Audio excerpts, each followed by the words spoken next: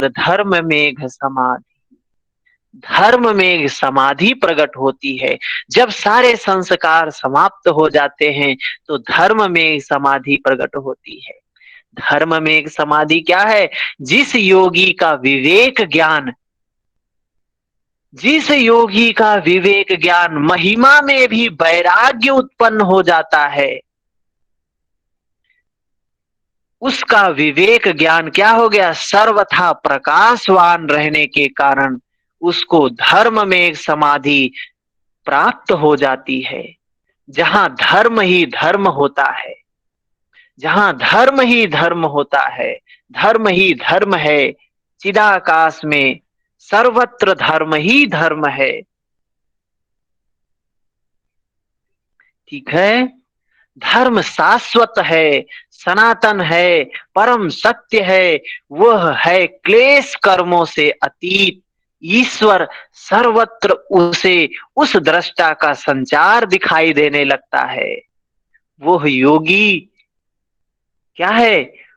वह अवस्था प्राप्त हो जाती है जिसको प्राप्त करने के लिए ब्रह्मा विष्णु शिव भी प्रयत्नशील हैं।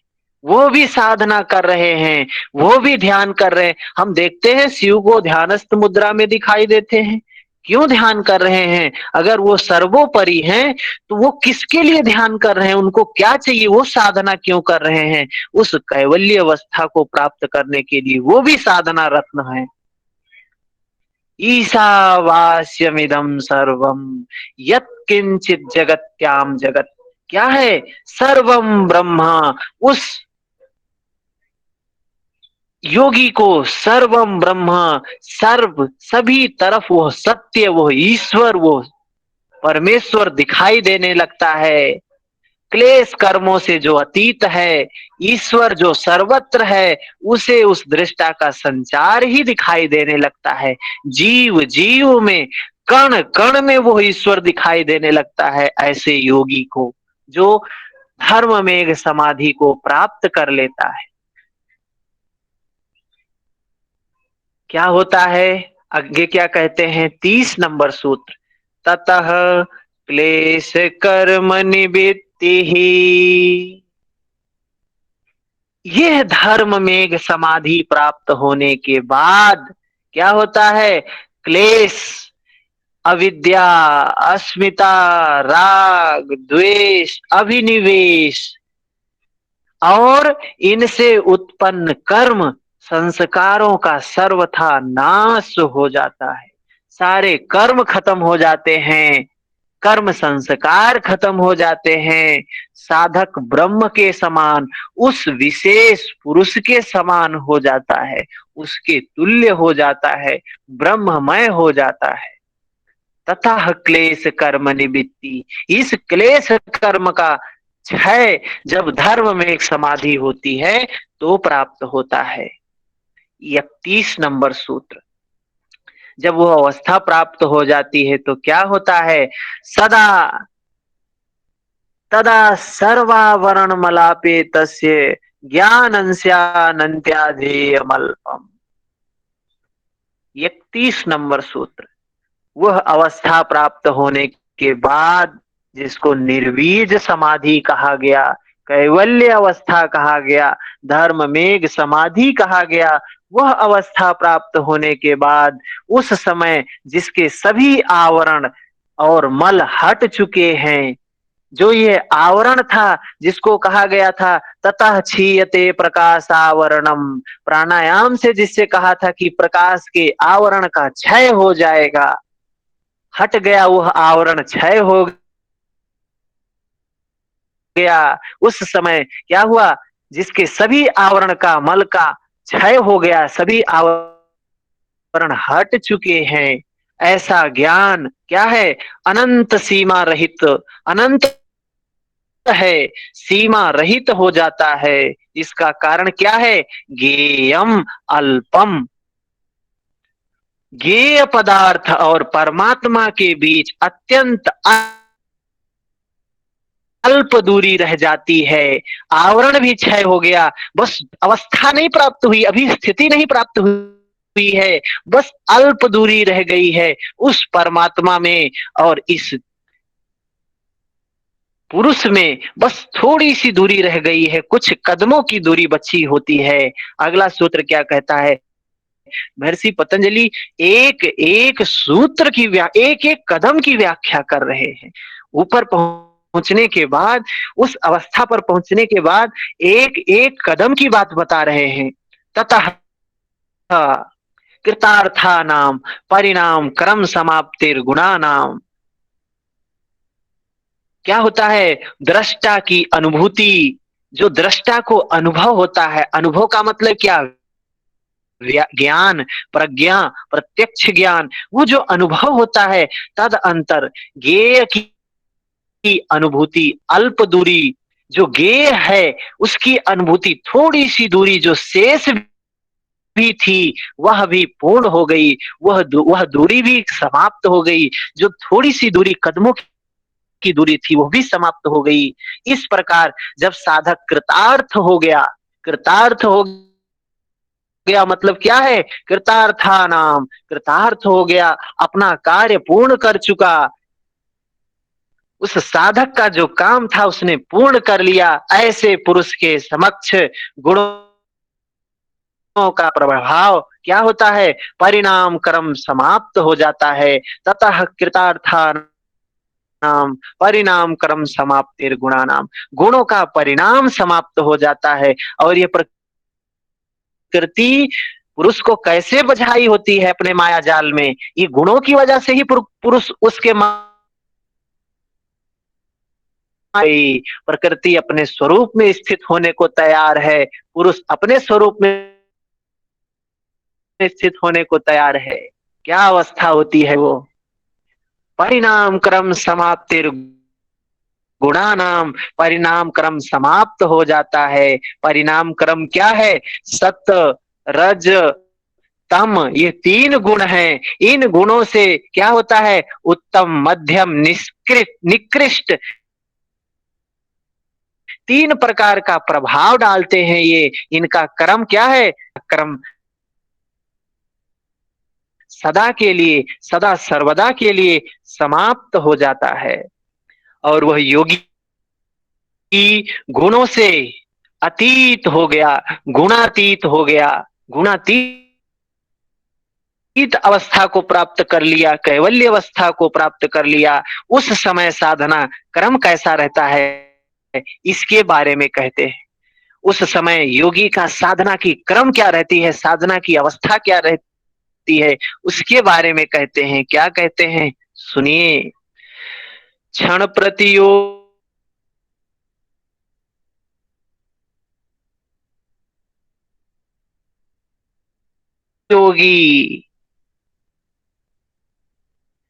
विवेक के बारे में कुछ पीछे बताया गया था। क्या है? क्षण प्रति क्रमयो संयमादि विवेक जम ज्ञानम।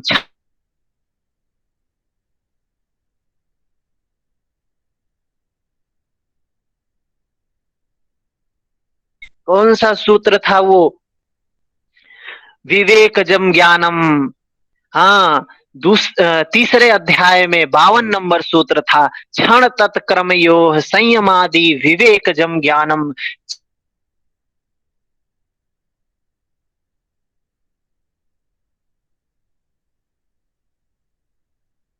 क्षण प्रतियोगी परिणामा, जो क्षणों का प्रतियोगी है और परिणाम परांत निर्ग्राह, अर्थात जिसका स्वरूप परिणाम के अंत में समझ में आता है,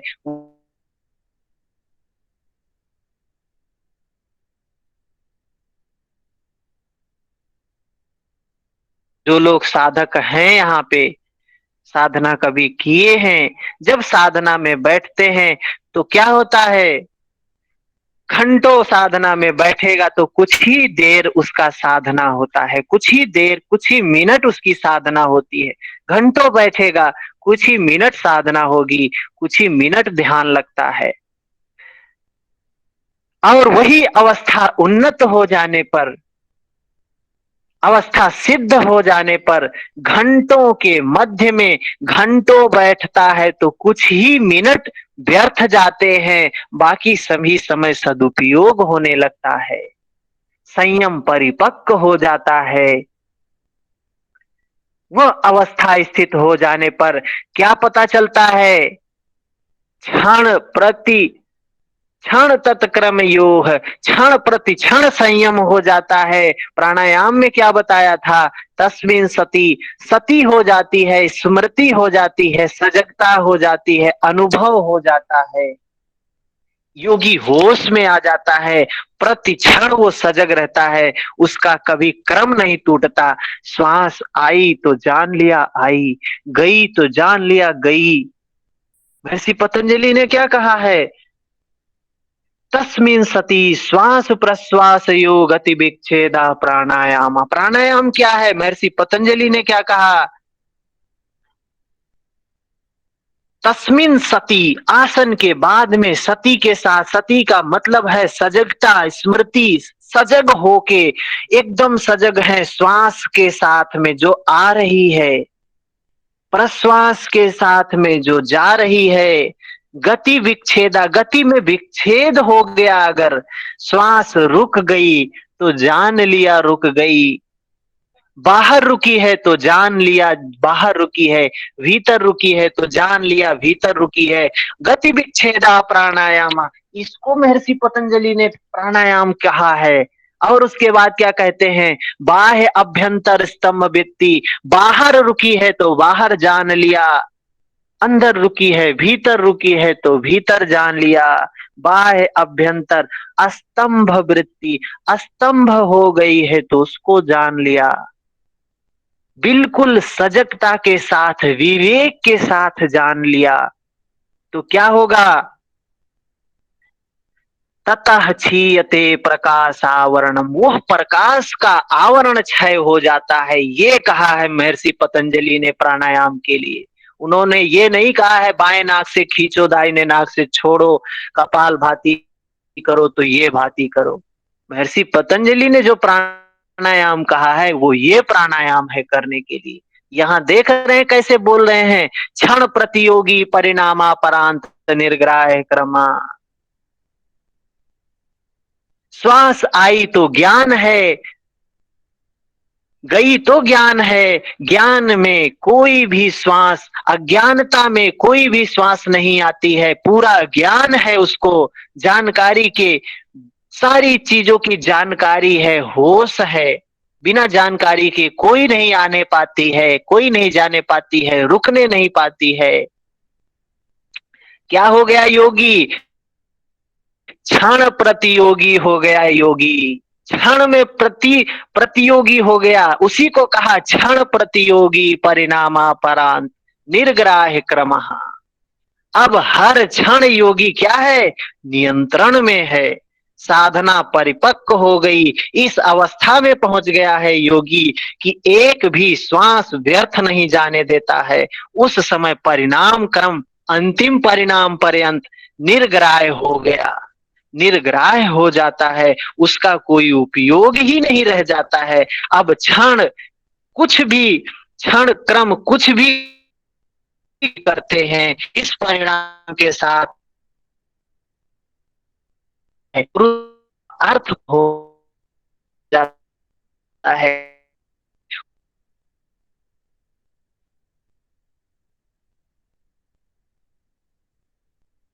34 नंबर सूत्र कहते हैं, पुरुषार्थ शून्यानाम गुणानाम प्रतिप्रसवः कैवल्यम स्वरूप कैवल्यम स्वरूप प्रतिष्ठा वाचिति शक्तिरिति।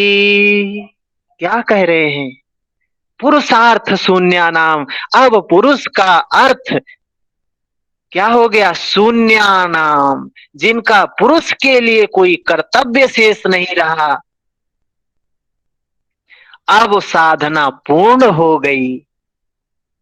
गुणों का अपने कारण में विलीन होने के लिए दृष्टा का अपने स्वरूप में प्रतिष्ठित हो जाना क्या है?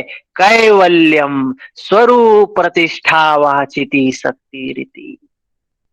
अपने स्वरूप में प्रतिष्ठित हो जाना, कैवल्यम गुणों का अपने कारण में विलीन हो जाना क्या है? चिति शक्ति, स्वरूप प्रतिष्ठा, दृष्टा का अपने स्वरूप में प्रतिष्ठित हो जाना कैवल्य है।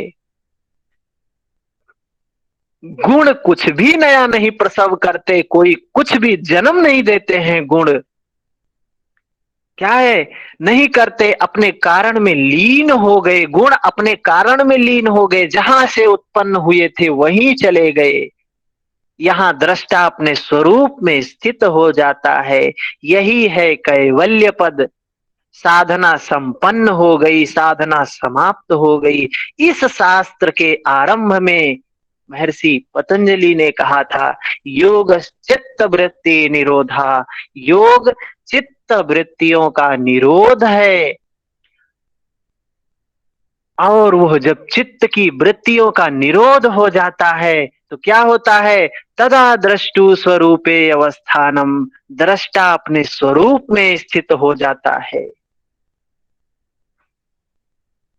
उसी का यहाँ पे समापन है। वह अपने स्वरूप में स्थित हो गया, दृष्टा अपने स्वरूप में स्थित हो गया। यही कैवल्य स्थिति है। इसी के साथ योगी शाश्वत जीवन, शाश्वत शांति, शाश्वत स्थिति का प्राप्त कर लेता है। इस प्रकार हमारा कैवल्य पाद समाप्त होता है। समझ में आया ये 5 सूत्र? कितनी गूढ़ बातें हैं। जब तक हम इन